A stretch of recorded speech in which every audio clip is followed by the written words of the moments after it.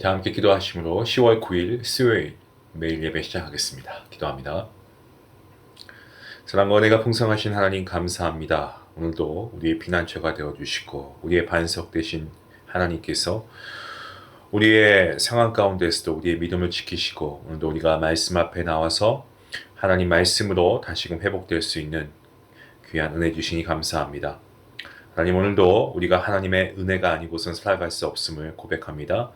오늘 이 은혜의 자리에 나온 주의 백성들 가운데 주님께서 예배를 사모하는 자마다 하나님께서 말씀의 능력과 또 살아갈 힘을 더하여 주시고 예배할 때 치유와 회복을 경험할 수 있게 하시고 말씀을 통하여 하나님의 선하시고 온전하신 뜻을 분별하고 그 뜻대로 우리가 순종하며 나아갈 수 있는 귀한 믿음 허락하여 주시옵소서. 하나님, 오늘도 우리가 세상이 많이 변한다고 하여도 변하지 않는 하나님의 말씀, 영원하신 하나님의 말씀을 우리가 듣고 또 그 말씀대로 우리가 순종하며 나아갈 수 있기를 원합니다. 하나님, 우리의 힘대로 살아가는 것이 아니요 오직 하나님께 주신 은혜로 우리가 오늘도 살아갈 수 있음을 믿사오니 주여, 오늘도 예수 그리스도의 십자가를 의지하고 주님의 공로를 의지하여서 이 자리에 주님 앞에 나와 예배할 수 있는 것 자체가 얼마나 귀하고 축복스러운 자리인지 모릅니다. 이러한 감사하는 마음으로 하나님 앞에 나와싸우니 주님, 우리의 예배를 받아주시고 이 예배를 통하여 우리에게 한량없으신 은혜와 축복을 내리워 주시옵소서. 모든 예배 시종을 주님께 맡기옵고 감사하며 예수님의 이름으로 기도합니다. 아멘. 찬송가 424장 함께 하시겠습니다.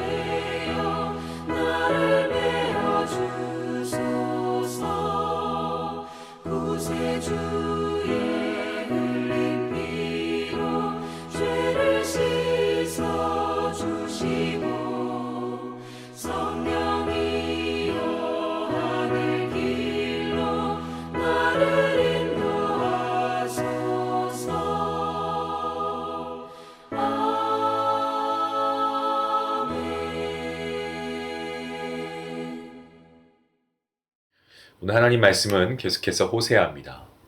7장이고요. 1절부터 16절까지 말씀, 1절 말씀부터 함께 말씀을 봉독하겠습니다. 내가 이스라엘을 치료하려 할 때에 에브라임의 죄와 사마리아의 악이 드러나도다. 그들은 거짓을 행하며 안으로 들어가 도둑질하고 밖으로 떼지어 노략질하며 내가 모든 악을 기억하였음을 그들이 마음에 생각하지 아니하거니와 이제 그들의 행위가 그들을 애워싸고 내 얼굴 앞에 있도다. 그들이 그 악으로 왕을 그 거짓말로 지도자들을 기쁘게 하도다. 그들은 다 가늠하는 자라 과자 만드는 자에 의해 달궈진 화덕과 같도다. 그가 반죽을 뭉침으로 발효되기까지만 불 일으키기를 그칠 뿐이니라. 우리 왕의 날에 지도자들은 술에 뜨거움으로 병이 나며 왕은 오만한 자들과 더불어 악수하는도다. 그들이 가까이 올 때에 그들의 마음은 강교하여 화덕 같으니 그들의 분노는 밤새도록 자고 아침에 피우는 불꽃 같도다. 그들이 다 화덕같이 뜨거워져서 그 재판장들을 삼키며 그들의 왕들을 다 엎드러지게 하며 그들 중에는 내게 부르짖는 자가 하나도 없도다. 에브라임이 여러 민족 가운데에 혼합되니 그는 곧 뒤집지 않은 전병이로다. 이방인들이 그의 힘을 삼켰으나 알지 못하고 백발이 무성할지라도 알지 못하는도다. 이스라엘의 교만은 그 얼굴에 드러났나니 그들이 이 모든 일을 당하여도 그들의 하나님 여호와께로 돌아오지 아니하며 구하지 아니하도다. 에브라임은 어리석은 비둘기같이 지혜가 없어서 애굽을 향하여 부르짖으며 아수르로 가는도다. 그들이 갈 때에 내가 나의 그물을 그 위에 쳐서 공중에 새처럼 떨어뜨리고 전에 그 회중에 들려준 대로 그들을 징계하리라. 화 있을진저 그들이 나를 떠나 그릇 같음이니라. 패망할진저 그들이 내게 범죄하였음이니라. 내가 그들을 건져주려 하나 그들이 나를 거슬러 거짓말하고 성심으로 나를 부르지 아니하였으며 오직 침상에서 슬피 부르짖으며 곡식과 새 포도주로 말미암아 모이며 나를 거역하는도다. 내가 그들 팔을 연습시켜 힘있게 하였으나 그들은 내게 대하여 악을 꾀하는도다. 그들은 돌아오나 높으신 자에게도 돌아오지 아니하니 속이는 활과 같으며 그들의 지도자들은 그 혀에 거친 말로 말미암아 칼에 엎드러지노니 이것이 애굽 땅에서 조롱거리가 되리라. 아멘. 6장 말씀을 우리가 봤을 때 어떠했습니까? 정말 그 번제보다 하나님을 아는 것을 더 원하시는 하나님께로 돌아와야 한다라는 애타는 심정, 그 심정을 토로한 6장의 메시지에 이어서 오늘 호세아 7장은 북이스라엘의 국내외적인 정국에 드러난 그 이스라엘의 죄악과 또한 심판에 대한 경고의 메시지를 담고 있습니다. 본문 1절부터 7절까지는 왕궁 안에서 일어나고 있는 죄들에 대해서 열거하고 있고요. 또한 8절부터 12절까지 말씀에서는 이방 국가를 의지하려고 하는 그런 이스라엘의 어리석음과 그에 따른 심판에 대해서 예언하고 있습니다. 이어서 13절부터 16절까지 말씀에서는 그런 이스라엘이 훗날 여러 민족에 의해서 멸망할 것이다. 이것에 대해 탄식하는 내용의 예언입니다. 하나님께서는 이스라엘을 치료해 주시기를 원하십니다. 호세아 6장 1절에서 하나님께서는 우리를 찢으셨으나 도로 낫게 하시며 우리를 치셨으나 싸매어 주실 것이다 라고 말씀하셨습니다. 그렇게 끊임없이 하나님의 백성들을 고치시고 치료하기 원하십니다. 하지만 인간들은 하나님께 돌아오지 않고 더욱더 큰 죄의 구덩이로 빠져버리고 맙니다. 그 죄악은 특별히 왕을 모시는 왕궁 안에서 자행되고 있었습니다. 죄를 짓는 백성들은 그 악한 행위로 당시의 왕 여로보암 2세를 기쁘게 했고요. 그 이후로도 여러 왕들과 지도자들에게 아첨하고 그렇게 해서 그 왕들을 즐겁게 했습니다. 그들의 욕망을 가리켜서 화덕이라고 비유하고 있습니다. 화덕은 보통 열기가 식지 않을 정도로 항상 뜨겁게 달구어져 있죠. 그것은 육체적 간음을 일삼는 성욕으로 이해할 수도 있고요. 또한 어떤 욕망과 정력으로 해석할 수도 있습니다. 북이스라엘 왕궁 안에서 수많은 아첨과 간음과 죄악들이 난무하고 있다라는 것을 오늘 우리에게 보여주고 있습니다. 본문 5절부터 7절까지의 말씀을 보시면 지금의 왕을 쫓아내고 새 왕을 옹립하기 위해서 온갖 수단과 방법을 가리지 않는 사람들의 계략을 볼 수가 있습니다. 남왕국에 비해서 북왕국은 수많은 구테타와 반역으로 인해서 왕의 가문이 몇 번이나 바뀌었습니다. 악한 마음으로 왕 가까이 접근하는 사람들을 앞서 등장했던 화덕에 비유하고 있습니다.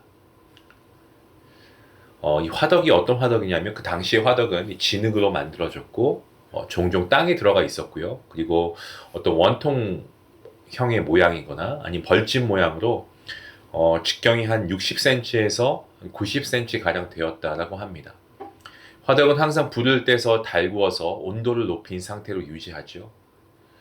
왕에 대한 계략과 음모를 항상 생각하고 역적 모의를 하는 사람들의 머릿속과 마음이 그처럼 뜨거운 화덕과 같이 욕심과 악한 생각으로 가득 차 있다라는 비유입니다.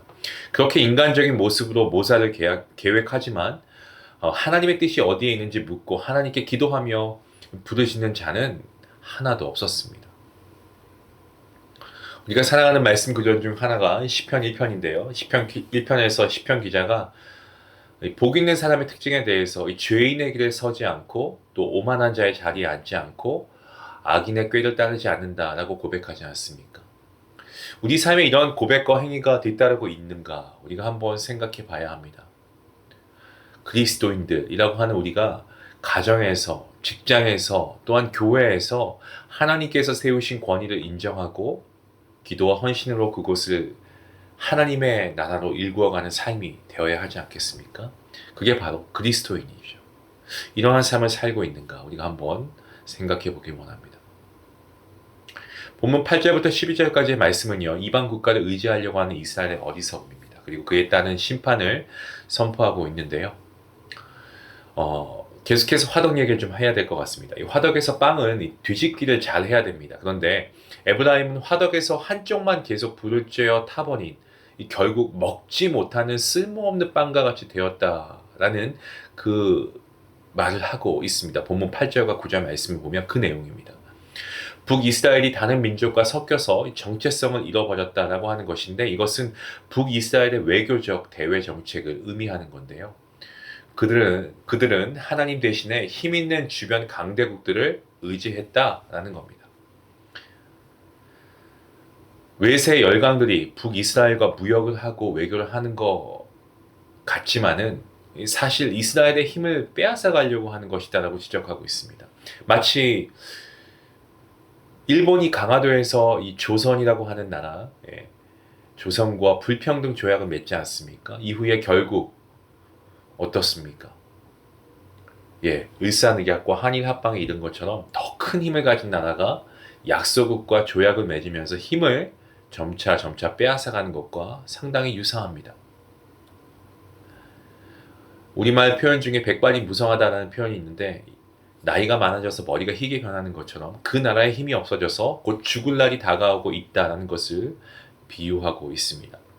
북이스라엘이 아스로와 애국과 다른 주변국들과 관계를 맺으며 겉으로는 경제적으로는 부강하게 된 것 같지만 사실상 그런 열강들에 의해서 강대국들에 의해서 앞으로 언제 공격을 당할지 모르는 위태로운 상황, 위기임을 깨닫지 못하고 있는 겁니다.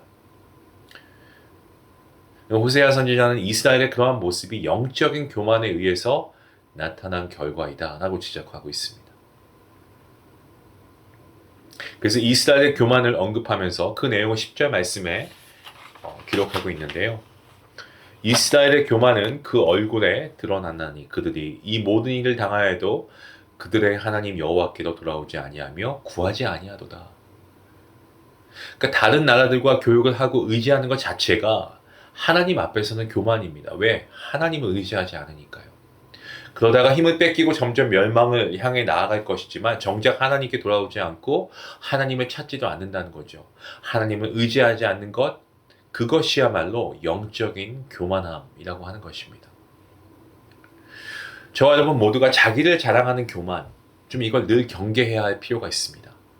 하지만 신앙생활에서 더 큰 교만이 있는데 그것은 하나님을 찾지 않는 것이다 라는 것입니다. 하나님을 의지하지 않는 것, 하나님의 도움을 구하며 기도하지 않는 것, 이게 영적인 교만함이고 이게 더 위험한 겁니다. 이스라엘 백성들은 하나님께 돌아오고 하나님을 구해야만 했습니다. 하지만 그 길에서 점점 멀어집니다. 그래서 선지자들이 그렇게 외치고 있는 겁니다. 저와 여러분의 매일 삶 가운데 교만하지 않는 삶을 살고 있는지 우리가 한번 돌아보면 좋겠습니다. 겸손의 삶이라고 하는 것은 하나님을 의지하는 삶 아니겠습니까? 매 순간 어떤 일 앞에서 먼저 하나님께 기도하고 인도하심을 구하는 것. 우리가 히브리서 계속 보면서 지난 시간 아브라함에 대해서 우리가 이러한 내용을 다루었죠. 아브라함은 묻고 물었습니다. 먼저 하나님께 물어야 돼요. 자신의 힘으로 할 수 없음을 인정하고 하나님의 도우심을 구하는 것, 하나님께 지혜를 구하는 것, 그것이 참으로 겸손한 삶이고 그럴 때 하나님은 그에게 은혜를 베풀며 주시고 눈물의 골짜기 가운데서도 시온의 대로 예비해 주시는 것입니다. 본문 11절과 12절 말씀에서는 이스라엘을 어리석은 비둘기로 비유하고 있습니다. 그러면서 이 아스로와 애굽을 줏대 없이 왔다 갔다 하면서 의지하고 있다는 것을 책망하고 있는데요. 하나님께서는 하늘에 그물을 던져서 그 비둘기를 떨어뜨리시겠다라고 말씀하십니다. 이스라엘의 교만하고 또한 어리석은 행위를 심판하고 징계하신다는 의미입니다. 이와 같이 하나님께 돌아오지 않고 주변의 강대국들만 의지하고 상대했던 이스라엘의 미래, 그 결과는 파멸이고 그에 대한 안타까운 탄식의 메시지가 이어지고 있습니다. 본문 13절부터 16절까지의 말씀이죠. 하나님을 떠나 다른 길로 가는 것은 곧 멸망입니다. 하나님을 등진 삶은요, 죄를 지을 수밖에 없는 삶입니다. 하나님께서는 끊임없이 돌아올 기회를 주시고 죄악으로부터 건져주시려고 했습니다만 인간의 그릇된 선택으로 인해서 결국 멸망으로 갈 수밖에 없습니다. 큰 잔치에 많은 사람들을 초대했지만 각자 여러 가지 이유를 댑니다. 초대에 응하지 않던 예수님의 비유 여러분 기억하시죠? 예수님께서는 친히 나무에 달리셔서 우리 대신 모든 죄의 저주의 죽음을 다 당하시지 않았습니까? 누구든지 주님을 믿기만 하면 죄의 용서의 은혜를 누릴 수 있는 잔치를 열어주셨고 지금도 초대하고 계십니다. 하지만 그 초대에 응하지 않는 사람, 하나님께 돌아오지 않는 인생, 영원한 생명을 선택하지 않는 인생의 결과는 죽음이고 멸망뿐입니다. 회개하지 않고 돌아오지 않는 이스라엘의 최후 역시도 비참한 멸망 아닙니까? 하나님께서는 이스라엘을 때로 훈련하시고 단련하십니다. 그렇게 하심으로 부강한 나라가 될 수 있도록 만들어 주셨습니다. 하지만 그들은 하나님을 멀리합니다. 심지어 우상을 만듭니다. 하나님을 거역합니다. 몇 번이고 선지자를 보내서 경고하십니다마는 회개할 기회를 주시고 인내로 기다리시지만 결국 그들 돌아오지 않고 있습니다. 마치 부러진 활처럼 휘어진 활처럼 화살을 쏘면 잘못된 길로 가버리는 아주 쓸모없는 존재가 되었습니다. 결국 그들의 최종 결말은 멸망입니다. 자신의 나라 잃어버린 그 슬픔을 당하고 포로 생활의 아픔을 겪게 될 것입니다. 성도 여러분, 우리 일상에서도 하나님으로부터 멀어질 때가 있습니다. 그럴 때 하나님께서는 우리를 치료해 주시기 위해서 가까이 찾아오십니다. 항상 우리를 찾아오시죠. 우리를 부르십니다. 세미한 음성으로 말씀해 주십니다. 하나님께 가까이 나아가야 한다고 말씀해 주시죠. 그럴 때 우리는 우리 마음을 돌이켜 하나님께 돌아가야 됩니다. 더 가까이 나아가야 됩니다. 우리 대신 십자가에 죽으시고 부활하신 예수 그리스도 그분을 의지함으로 은혜의 보좌 앞에 날마다 담대히 나아갈 수 있어야 합니다. 그렇게 할 때에 우리를 치유해 주시고 회복해 하시고 새롭게 빚어주시고 주님의 귀한 도구로 우리를 사용해 주실 줄로 믿으시길 바랍니다. 사랑하는 성도 여러분, 오늘 하루 하나님의 생각에 내 생각을 맞추고요. 정말 하늘이 땅보다 높음 같이 하나님 말씀 위에 나의 삶을 올려드리는 하루가 될 수 있기를 간절히 원합니다. 하나님을 가까이 함이 복이다 라고 하는 시편 기자의 고백과 같이 우리 하나님을 가까이 하십시다. 하나님의 말씀을 더 사모하고 가까이 하십시다. 우리가 그리함으로 하나님을 의지함으로 우리의 이 삶의 자리가 천국으로 바뀌어지는 그 은혜가 하나님을 의지하며 나아가는 자에게 임할 줄로 믿습니다. 그 믿음을 가지고 하나님을 신뢰하며 하나님께 우리의 삶을 맡겨드리는 우리 모두의 인생이 될 수 있기를 주님의 이름으로 간절히 축원합니다. 기도하시겠습니다. 하나님 감사합니다. 하나님께서 오늘도 우리와 함께 하심을 감사합니다. 하나님 그렇습니다. 오늘 우리가 말씀을 통하여서 정말 이스라엘 백성들의 죄악을 보게 됩니다. 선지자가 그렇게 외침에도 불구하고 돌아가지 않고 하나님이 인내하시고 또 인내하심에도 불구하고 그들은 하나님께 돌아가지 않고 있습니다. 결국 그들의 결말은 멸망이고 그리고 하나님으로부터 버림받는 것입니다. 하나님께서는 이들을 사랑하시고 포기하지 않으시고 끝까지 품어주시길 원하십니다. 돌아오길 원하십니다. 하나님, 정말 그들을 바라보시는 하나님 아버지의 마음을, 그 안타까운 마음을 우리가 함께 깨닫게 되길 원합니다. 하나님은 동일하게 오늘 살아가는 하나님의 백성들을 바라보고 계심을 우리가 잊지 않게 하시고 우리 역시 날마다 하나님께로 돌아갈 수 있는 삶이 되게 허락하여 주시옵소서. 우리를 치료하고 회복하기 원하시는 하나님, 날마다 우리에게 돌아오라고 말씀하시며 기회를 주시는데 하나님 앞에 마음을 돌이켜서 하나님의 음성에 귀를 기울이는 삶이 될 수 있도록 인도하여 주시옵소서. 세상의 것에 눈을 돌리지 않고 높으신 하나님께만 우리의 시선을 향하여 주님께 날마다 더 가까이 나가는 우리의 복된 인생이 될 수 있게 하여 주시옵소서. 감사하며 예수님의 이름으로 기도합니다. 아멘. 오늘 말씀 생각하시면서 함께 기도하시겠습니다. 하나님이 초대해 주신 천국 잔치에 함께 참여하십시다. 그리고 우리의 가족들과 우리의 사랑하는 이들도 함께 초청해서 나갈 수 있기를 원합니다. 오늘 나를 치료해 주시기 위해서 은혜의 손길, 회복의 손길을 내미시는 그 주님 앞에 들어갈 수 있는 저와 여러분 모두가 될 수 있길 원하며 우리 함께 기도하시겠습니다.